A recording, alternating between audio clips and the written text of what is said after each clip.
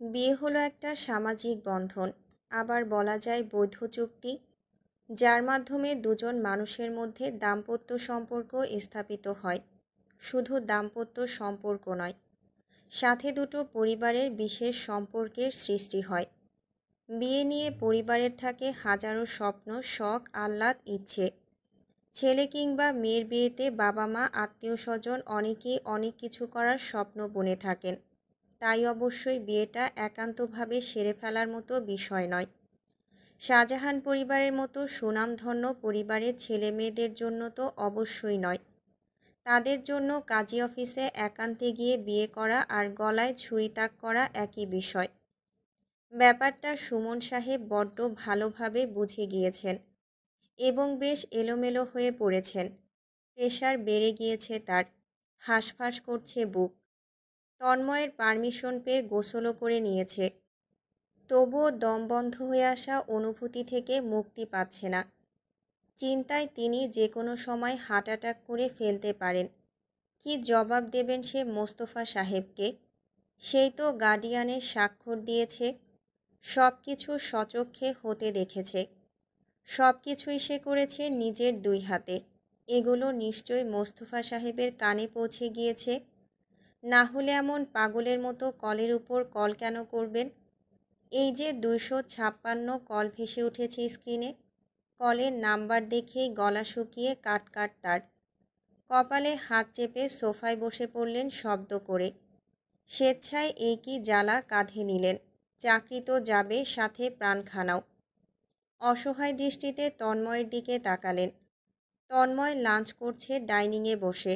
তাকে দেখে বোঝার উপায় নেই সে এত বড় তাণ্ডব করেছে। ছেলেটা কি বুঝতে পারছে সে কি করছে? কতটা ভয়ানক কাজ করেছে সে? এদিকে সুমন সাহেব স্পষ্ট পাশের রুম থেকে অরুর অস্পষ্ট কান্নার শব্দ শুনতে পাচ্ছেন।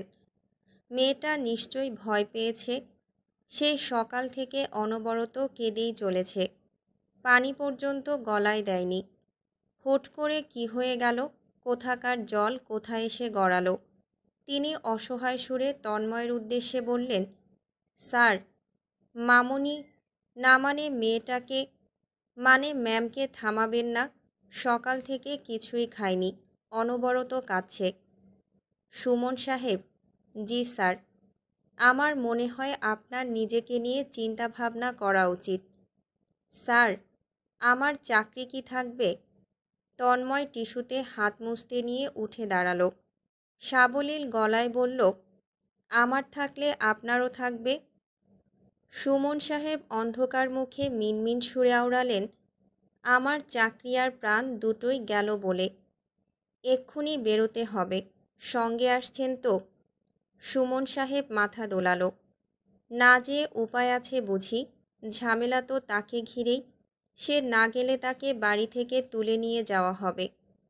সুমন সাহেব নিজের অবস্থা সম্পর্কে ভালোভাবে জানেন আপাতত, কিন্তু তার মধ্যে এতটুকু সাহস নেই মোস্তফা সাহেবের সামনাসামনি হবার।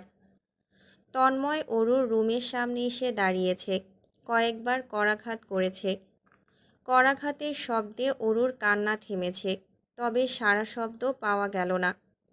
তন্ময় পুনরায় করাঘাত করল, গম্ভীর স্বরে বলল, লাগেজ গুছিয়ে নে, এক্ষুনি বেরোবো।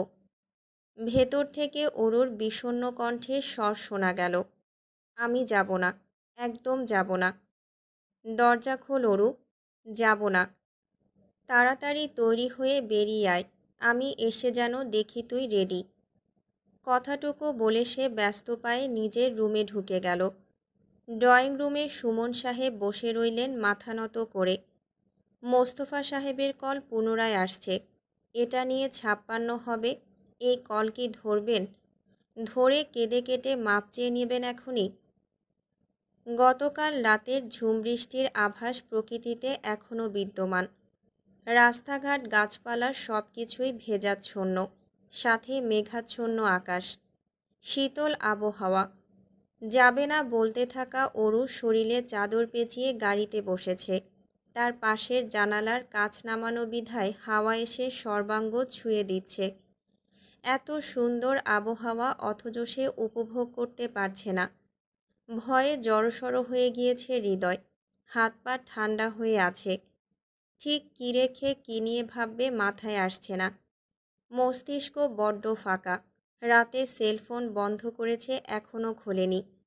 বাবা মা, চাচ্চু, বড় মা, ছোট চাচ্চু, চাচি তারা নিশ্চয়ই অরুর উপর নিরাশ হবেন, বকবেন, হয়তো মারবেনও। চিন্তিত অরু তন্ময়কে ভীষণভাবে অগ্রাহ্য করল, তাকালো না অবধি। বাইরে তাকিয়ে রইল। বুকের ভেতরটা দুরু দুরু কাঁপছে। কপালে হাত ছোঁয়ালো। গরমে কপাল পুড়ে যাবার জোগাড়। জ্বর আসছে মনে হয়। অরু নিরুপায় ভঙ্গিতে মাথাটা সিটে হেলান দিয়ে রাখল। তাদের কি মেনে নেবে পরিবার? এর উপর একটা বাজে সিচুয়েশন ঘটেছে। কলি সুইসাইড করেছে তন্ময়ের জন্য, যেই তন্ময় এখন তার ভাই নয়, তার স্বামী, তার জীবন সঙ্গী। কি হবে, কি বলবে? সিলেটে পৌঁছাতে পৌঁছাতে রাত সন্ধ্যা 6টা। গাড়ি মৌলভীবাজার জেলায় পৌঁছে খানবাড়ির উদ্দেশ্যে না গিয়ে সোজা মৌলভীবাজার সদর হাসপাতালের উদ্দেশ্যে ছুটেছে। তন্ময় দ্রুত পায়ে বেরিয়েছে। পিছু পিছু অরু এবং সুমন সাহেবও যাচ্ছেন। সুমন কিংবা অরু দুজনের একজনেরও পায়ে গতি নেই, ধীরে সুস্থে এগোচ্ছেন। এদিকে তন্ময় তার পূর্বের রূপে স্বাচ্ছন্দ্যে হেঁটে অগ্রসর হচ্ছে। মিনিট পাঁচেকের মধ্যে সে হারিয়ে গেল অরুর চোখের সামনে থেকে। অরুর চোখের সামনে সব কিছু ঝাপসা লাগছে। দেখতে পারছে না চারিপাশ। যতটা এগোচ্ছে সঙ্গে কেঁপে উঠছে বুকের ভেতর। মোস্তফা সাহেব ব্যস্ত পায়ে করিডোরে হাঁটছেন। দূর থেকেই তার চারিপাশে এক অদ্ভুত ভয়ঙ্করী আভাস ঘুরঘুর করছে যেন। কাছে ঘেঁষার সাহস পাওয়া মুশকিল। হুঁশিয়ার সাহেবকে তার থেকে কিছুটা দূরে দেখা যাচ্ছে। চোখ মুখ শক্ত। ওহি সাহেব কপালে আঙুল চেপে বসে আছেন। আনোয়ার সাহেব উৎসুক দৃষ্টিতে চারপাশে তাকাচ্ছেন। কারো আসবার কথা যেন। তাদের এমন করুণ অবস্থার একটাই কারণ হতে পারে। নিশ্চয়ই তারা জেনেছেন অরু তন্ময়ের বিয়ের ব্যাপারটা। তন্ময়কে দেখে মোস্তফা সাহেবের পা থেমে গেল। দৃষ্টি স্থির হলো। তার নাওয়া ঘন ঘন রাগী শ্বাস প্রশ্বাসের দেখা মিলছে বুকের ওঠানামার গতিতে। বাকরুদ্ধ হতবম্ব হুঁশিয়ার সাহেব উঠে দাঁড়ালেন চেয়ার থেকে। বৃদ্ধ হাতে শক্ত মজবুত লাঠি। তন্ময় সামনাসামনি এসে দাঁড়িয়েছে। যেন কোনো গুরুতর বিষয় ঘটেনি সেভাবেই প্রশ্ন করল, কী অবস্থা কলির? তার বাচনভঙ্গি স্বাভাবিক, অত্যন্ত স্বাভাবিক। তন্ময়ের গলার স্বরে পেশেন্টের রুম থেকে বেরিয়ে এসেছেন জয়া বেগম, মোজাহিদ সাহেব। পরপর আরও অনেকেই বেরিয়েছে। লম্বা করিডোর মুহূর্তেই তাদের পরিবারের এক একটা সদস্যের দ্বারা জ্যাম হয়ে গেল। মোজাহিদ সাহেব অত্যন্ত রেগে আছেন। মুখমণ্ডল লাল এবং কঠিন। তিনি তেড়ে মেরে এগোলেন। কিছু বলবেন তার পূর্বেই হুঁশিয়ার সাহেব বললেন, এখানে কোনো কথা নয়, বাড়ি ফিরে নেই। তারপর গুরুজনের কথায় অবস্থা কিছুক্ষণের জন্য ধামাচাপা দেওয়া গেল। তবে কতক্ষণের জন্য? ওরও দুরু দুরু পায়ে এসেছে। তাকে দেখে আনোয়ার সাহেব ছুটে গেলেন। চোখে মুখে তার চিন্তার ছাপ। পিছু পিছু গেলেন সুমিতা বেগমও। কিন্তু তার মুখে ক্রোধ, চিন্তার ছিটেফোঁটা আপাতত অবশিষ্ট নেই। আনোয়ার সাহেবের পূর্বেই মেয়ের কাছে চলে এলেন সুমিতা বেগম। স্পষ্ট শব্দে চর বসিয়ে দিয়েছেন মেয়ের গালে। চরের শব্দ এতটাই প্রগাঢ় যে উপস্থিত সকলে শুনতে পেল। আনোয়ার সাহেব তাজ্জব বনে গেলেন। তার পায়ের গতি থেমে গেল মাঝপথেই। মেয়েকে গিয়ে ধরতে অবধি পারেননি এখনও। সুমিতা বেগম আবারও হাত তুলবেন যেন। তন্ময় খুব দ্রুত পায়ে অরুকে নিজের পেছনে টেনে নিয়েছে। অরু ততক্ষণে নিজের গাল ধরে রেখেছে। দুই চোখের পাতায় অশ্রু টলমল করছে। ব্যথিত নয়নে মায়ের পানে তাকিয়ে আছে সে। মানছে ভুল করেছে। এর জন্য এতগুলো মানুষের সামনে চর মারবে বুঝি? সুমিতা বেগম তন্ময়ের দিকে তাকালেন। তন্ময়ের চেহারায় কোনো ভাবান্তর দেখা গেল না। সে খুব দৃঢ় গলায় বলল, এভাবে ওকে মারবেন না চাচি, আমার পছন্দ না। কথাবার্তা যা হবে পরে, এখানে সিন ক্রিয়েট করবেন না। মোস্তফা সাহেব বুক ধরে চেয়ারে বসে পড়েছেন। খুক খুক শব্দে কেসে উঠলেন। তিনি অবিশ্বাস্য চোখে ছেলের দিকে তাকিয়ে আছে। বিশ্বাস করতে পারছেন না যা তিনি শুনেছেন এবং যা তার সামনে ঘটছে। হাত কাটার সামান্য চেষ্টা, অতটা গাঢ়তরভাবে হাতের নলি কাটতে পারিনি। কিছুটা কেটেছে। মূলত ভয়ে জ্ঞান হারিয়ে ফেলেছিল। রিস্ক থেকে মুক্ত। কলিকে বাড়িতে নেওয়ার পারমিশন দেওয়া হয়েছে হাসপাতাল থেকে। রাত 10টার মধ্যে খানবাড়িতে পৌঁছেছে সকলের গাড়ি। মেয়েকে মোজাহিদ সাহেব ধরে ভেতরে নিচ্ছেন। সোজা রুমে গিয়ে শুইয়ে দিয়েছেন। স্ত্রীকে মেয়ের পাশে রেখে বেরিয়ে এসেছেন। ইতিমধ্যে সকলেই উপস্থিত বৈঠক ঘরে, এমনকি সুমন সাহেবও। তিনি যথাসম্ভব নিজেকে আড়াল করে দাঁড়িয়ে আছে। এমত অবস্থায় চোখ রাঙিয়ে তার দিকে তাকিয়ে আছেন মোস্তফা সাহেব। সেই চাহনিতে রয়েছে আগুনের ফুলকি। থরথর করে কেঁপে উঠে তিনি ডাকলেন, স্যার। মোস্তফা সাহেব বুকে হাত চেপে আছেন। চোখ জোড়া কিছুক্ষণের জন্য বন্ধ করলেন। নিজের তেরা ছেলেকে জিজ্ঞেস করার থেকে উত্তম ম্যানেজারকে জিজ্ঞেস করা। তিনি চোখ জোড়া খুলে কোনো রকমে প্রশ্ন করলেন সুমন সাহেবকে, মাহবুব সাহেব যা বলেছেন তা কি সত্য? মাথা নত করে আছেন সুমন সাহেব। ভীত ছোট গলায় জবাব দিলেন, আজ্ঞে জি স্যার। মোস্তফা সাহেব হাঁসফাঁস করে উঠলেন। তন্ময় ফ্রিজ থেকে একটা ঠান্ডা পানির বোতল হাতে সোফায় বসেছে। ঢক ঢক শব্দে পানি খেয়ে বোতলটা টি টেবিলে রাখল। বাবার উদ্দেশ্যে বলল, বিয়েটা আমি করেছি, সুমন সাহেব নয়। তন্ময়, চেঁচিয়ে উঠলেন মোস্তফা সাহেব। তিনি দাঁড়িয়ে গিয়েছেন রাগে। ভয়ে ওরও কেঁপে নিঃশব্দে কেঁদে উঠেছে। সে আনোয়ার সাহেবের পেছনে দাঁড়িয়ে। আনোয়ার সাহেব বিন্দুমাত্র রেগে নেই। আসলে সে রাগবেন নাকি হাসবেন বুঝতে পারছেন না। মানে তিনি রাগান্বিত হবার কোনো কারণ দেখছেন না। তন্ময় ভালো ছেলে, ঘরের ছেলে, নিজের মেয়ের জন্য উত্তম পাত্র, যা তিনি স্বপ্নেও পাওয়ার কথা ভাবেননি।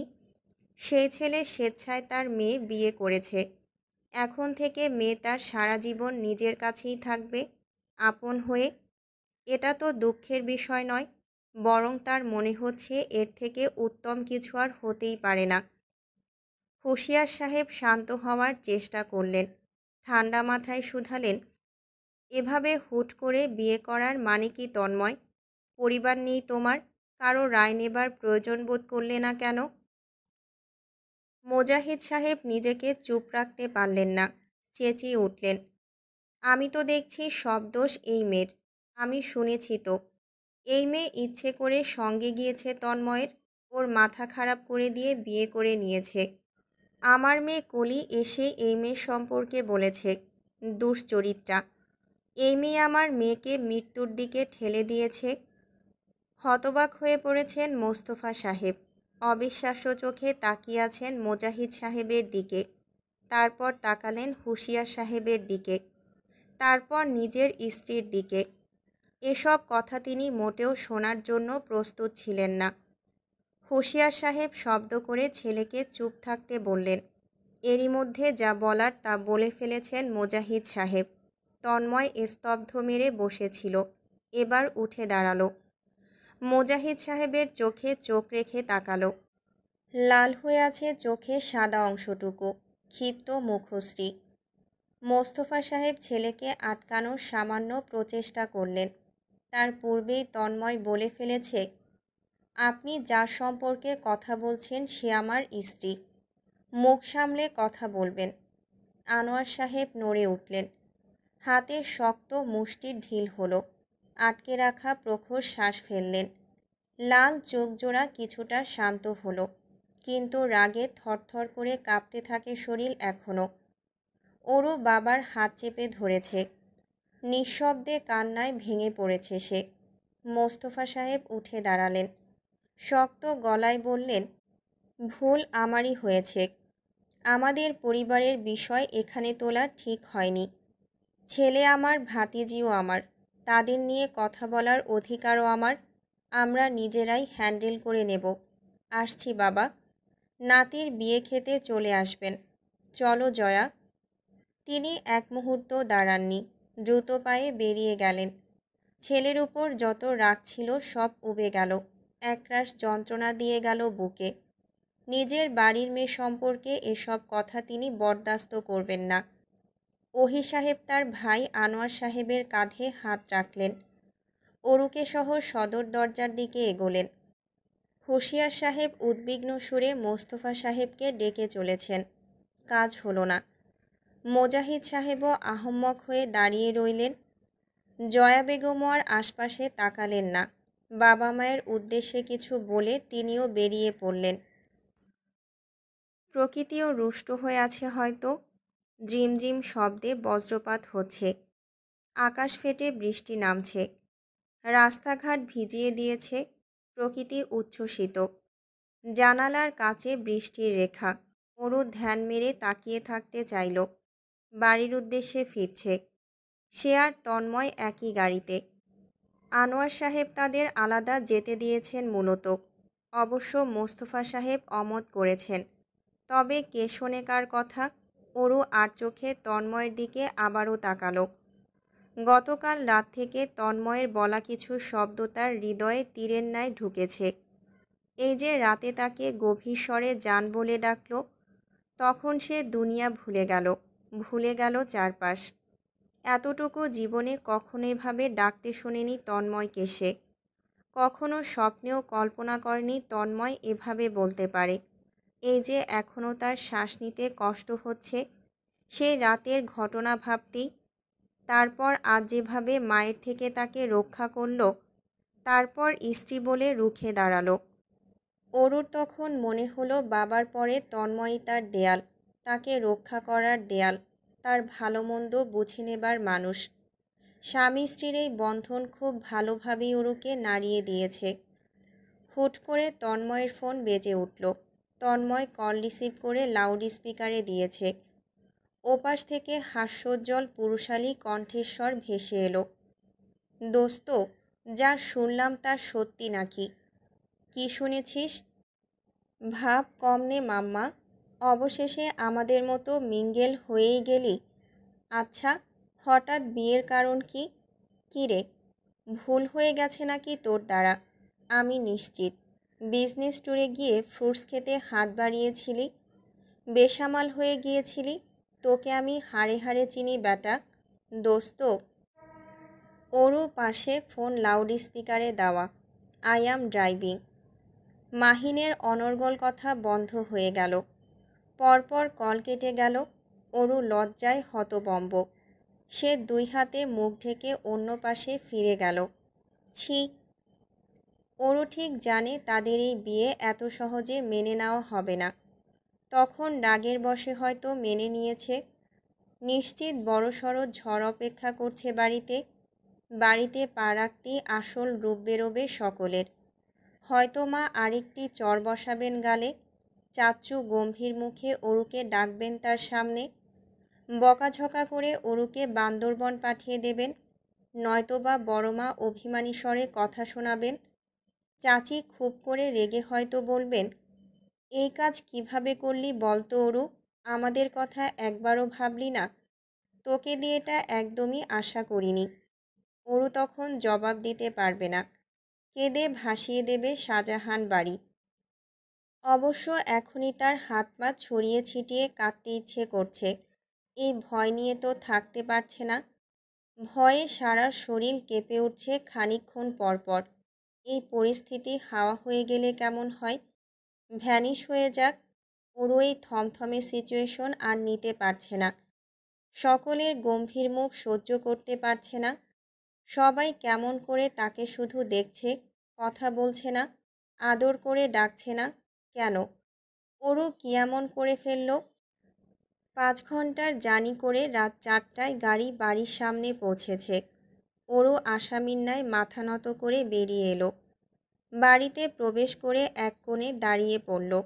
আর চোখে তন্ময়কেও দেখে নিল। তন্ময় সোফায় বসেছে। তার ভেতর কোনো আতঙ্ক, ভয় কিংবা জড়তার চিহ্ন নেই। অথচ ওরও ভয়ে শ্বাস ফেলতে পারছে না।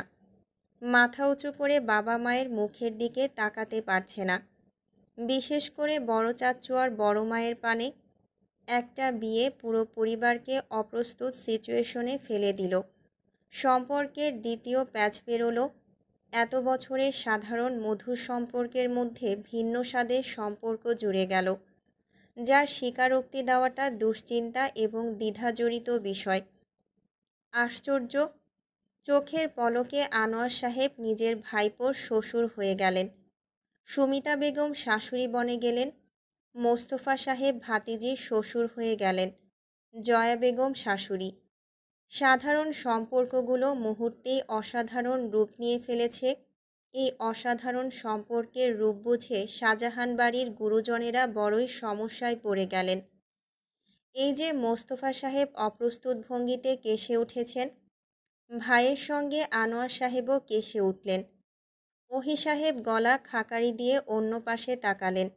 জয়া বেগম এবং সুমিতা বেগম নিঃশব্দে চাওয়াচাওয়ি করে নিলেন। পরিবেশ ভীষণ থমথমে এবং অপ্রস্তুত। মনে সকলের হাজারো কথা, কেউই আগ বাড়িয়ে কথাবার্তার শুরুটা করতে পারছেন না, দ্বিধাবোধ করছেন। অবশেষে মোস্তফা সাহেব ছেলের দিকে চোখ রাঙিয়ে তাকালেন। তন্ময়ের মুখ ভোঁতা হয়ে আছে। বাবার চোখ রাঙানো অগ্রাহ্য করে বলল, এভাবে বসে থাকব? কিছু বললে বলো, আমি রুমে যাব। ছেলের কথায় মোস্তফা সাহেবের দ্বিধাবোধ পুরোদমে কেটে গেল। গর্জিয়ে উঠলেন রাগী স্বরে, এত বড় তাণ্ডব করে আবার গলা বাড়িয়ে কথা বলছো? লজ্জা করে না তোমার? এই মুখ আমার সামনে এনেছো কিভাবে? ওয়াদা ভঙ্গ করেছো তুমি। ছি, তুমি আমার ছেলে তা তো আমি ভাবতেই পারছি না। আমি যে কিনা কখনো কথার খেলাপ করিনি জীবনে, সেই আমার ছেলে তুমি হলে কি করে? Everything is fair in love and war. ওহি সাহেব এক গ্লাস পানি খেতে নিয়ে বিষম খেলেন। গলায় পানি আটকে লাগাতার কেশে দম আটকে ফেললেন। বুকে এলোপাথারি থাপড়ালেন। মোস্তফা সাহেব স্ট্রোক করে বসবেন। তিনি ঠিকভাবে শ্বাস নিতে পারছেন না।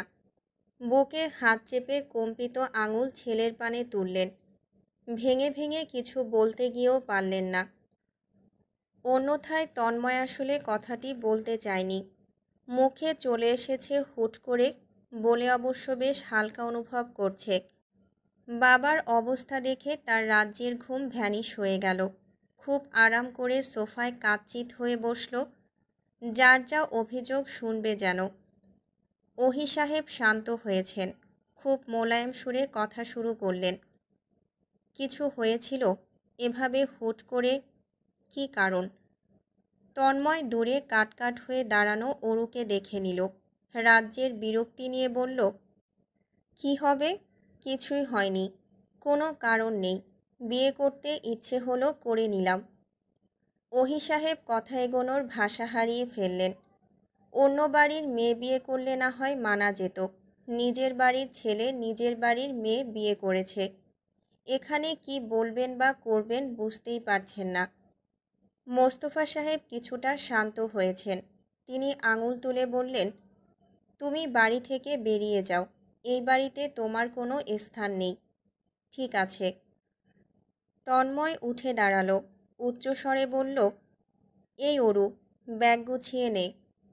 মোস্তফা সাহেব চোখ বড়সড় করে দাঁড়িয়ে গেলেন। চেঁচিয়ে বললেন, ও ব্যাগ গোছাবে কেন? আমার বউ আমার সাথে যাবে না? মোস্তফা সাহেব বুকে হাত চেপে সোফায় বসে পড়লেন। চোখ বন্ধ করে ওহি সাহেবের উদ্দেশ্যে বললেন, আল্লাহ গো, এই অসভ্য ছেলেকে আমার সামনে থেকে যেতে বল, এক্ষুনি। তন্ময় চলে যেতে পা বাড়ালো। মোস্তফা সাহেব দম নেবার অবস্থায় নেই। তবুও ছেলেকে শুনিয়ে আবারও বললেন, এটা কোনো বিয়ে হলো? এই বিয়ে মানা যায় না। অরুর রুমে ট্রান্সফার করা হোক। আজ থেকে অরু নিচের রুমে থাকবে। জয়া, ব্যবস্থা করো। আর তুমি, অসভ্য ছেলে, 100 হাত দূরে থাকবে ওর থেকে। বাবা ছেলের মধ্যে এই কিসের যুদ্ধ চলছে কেউই বুঝতে পেল না। উপস্থিত সবাই অসহায় চোখে দেখে গেল। তন্ময় তোয়াক্কা করল না বাবার কথার। সে উপরে চলে গেল। অরুকে এসে সাবিহা ধরে নিয়ে যাচ্ছে। দীপ্ত চুপচাপ পিছু পিছু গেল তাদের। বুকের ভেতর গুরুম গুরুম করছে। আনন্দে চোখের কোণ ভিজে উঠেছে। চেঁচিয়ে বাড়িঘর মাতিয়ে রাখতে ইচ্ছে করছে, কিন্তু পারছে না ভয়ে। সবাই গম্ভীর মুখে আছে। নিশ্চয় দীপ্তর ব্যাকপিঠের মধ্যস্থানে থাপড়ে লাল করে দেবে। ভীত দীপ্ত বাপ চাচাদের আড়ালে এসে নেচে উঠল। তার দীর্ঘ লাফানোতে ঝাঁকড়া চুলগুলো দুলছে, যেন তারাও খুশিতে নাচছে। বিয়েটা হয়ে গেল। সত্যি আমার কথা শোনার মতো মানুষ তো ভাই নয়। ও বিয়েটা সত্যিই করে নিল। হোয়াই? আমার বিশ্বাস হচ্ছে না। কিছু কি হয়েছে? সাবিহার প্রশ্নের সম্মুখীন হয়ে অরু থমকে গেল। থমথমে গলায় বলল, কি হবে? কিছু একটা কারণ আছে, না হলে আমার ভাই কথা নড়চড় করার মানুষ তো নয়। বাবাকে কথা দিয়ে সে নিজেই ভাঙবে এমনটা হতেই পারে না। কুছ তো গাড়বাড় হে দীপ্ত। দীপ্তর চোখ মুখে রাজ্যের ঘুম। সে হৈ হুল্লোড় করে সাবিহার বিছানায় ঘুমিয়ে পড়েছে। সাবিহাও কিছুক্ষণ কথাবার্তা বলে শুয়ে পড়ল। অরু শুধু বসে রইল। ফজরের আজান দিচ্ছে, তার ঘুম আসছে না। আনমনে তাকিয়ে ভাবতে বসল। হঠাৎ করে জীবনের মোড় ঘুরে গেল অদ্ভুতভাবে। ভাবতেই বড্ড অবাক লাগে। সে এখন বিবাহিত। তার পছন্দের মানুষ, তার কাছের মানুষ, যাকে একসময় ভাইয়া বলে পিছু পিছু ঘুরে বেড়াতো, সে তার স্বামী। ওই অসাধারণ মানুষটা অরুর। ভাবনায় আসতেই খুব ভালো লাগছে। বুকে একরাশ অনুভূতি ঘুরঘুর করছে। পেট মুচড়ে উঠছে ভেতর থেকে। তবে যতই ভালো লাগা কাজ করুক না কেন, ওরও একটু ক্ষিপ্ত তন্ময়ের উপর। সুমিতা বেগম হাঁসফাঁস করছেন। আনোয়ার সাহেব শুধালেন, কি হয়েছে? এই বিয়েটা, মানে ভাইয়া খুব করে বলেছিল, এটা কি হয়ে গেল? আনোয়ার সাহেব স্মিত হাসলেন। স্ত্রীকে ইশারা করলেন পাশে আসতে। সুমিতা বেগম আসলেন। আনোয়ার সাহেবের পাশে বসলেন। আনোয়ার সাহেব মোলায়েম সুরে বললেন, আমাদের একটিমাত্র সন্তান। ধরো মেয়েটার বিয়ে দিয়ে দিলাম, চলে গেল শ্বশুর বাড়ি। চোখের সামনে থেকে বহুদূর। মাসে একবার, হয়তো বছরে একবার দেখতে পাবো। আমাদেরই বা কে দেখবে তখন? এই যে রাতে হুট করে মেয়েটা চলে আসে, কিভাবে যেন বুঝতে পারে আমার মাথা ব্যথা। বলবে, বাবা মাথাটা একটু মালিশ করে দিই। বাবা, তোমার বুকে কি আবারও যন্ত্রণা করছে? সেবার তোমার ভীষণ জ্বর হলো। আমি সহ ভাইয়া তুফানের কারণে আটকে পড়েছিলাম। বাড়িতে কেউ নেই, সবাই ফিল্ম দেখতে বেরিয়েছে। মেয়েটা একাই তোমাকে দেখবার জন্য বাড়িতে থেকে গেল, সেবা যত্ন করল।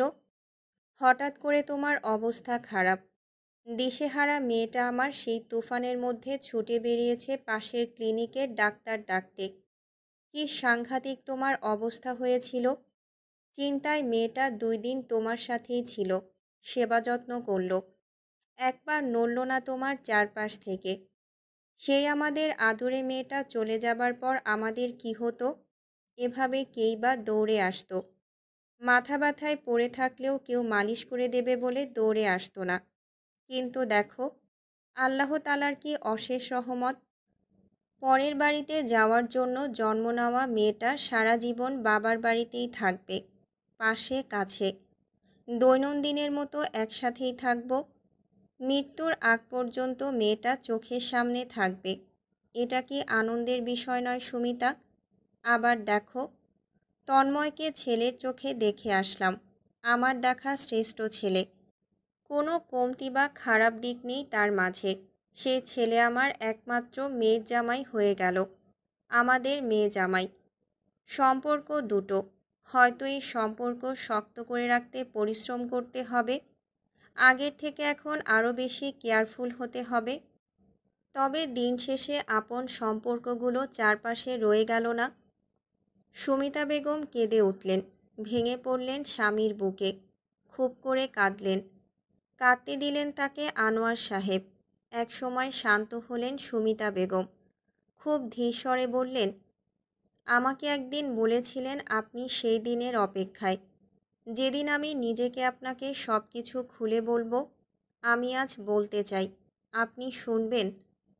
আনোয়ার সাহেব স্ত্রীর মাথায় হাত বুলিয়ে বললেন, শুনব। ছোট থেকেই অবহেলিত ছিলাম। বাবা মা সবসময় ভাইয়াদের এগিয়ে রাখতেন। ভাইয়ারা সর্বদাই আমাকে অপছন্দ করতেন। আমি সবসময় তাদের ভালোবাসা পাবার জন্য কাতর হয়ে থাকতাম। তারা আমাকে ভালোভাবে দেখতই না। আমার বন্ধুবান্ধবদের ভাইয়াগুলোকে দেখতাম, কত সুন্দর ব্যবহার তাদের, খুনসুটি আদর তাদের চারিপাশে লেপ্টে থাকত। সেগুলো দেখে কেঁদে ভাসাতাম। স্বপ্ন দেখতাম আমার ভাইয়া, আমার বাবাও এভাবে আমার মাথায় আদুরেভাবে হাত রাখবে, মন খুলে কথা বলবে, আমি কেমন আছি জিজ্ঞেস করবে। কিন্তু স্বপ্নগুলো স্বপ্নই রয়ে গেল।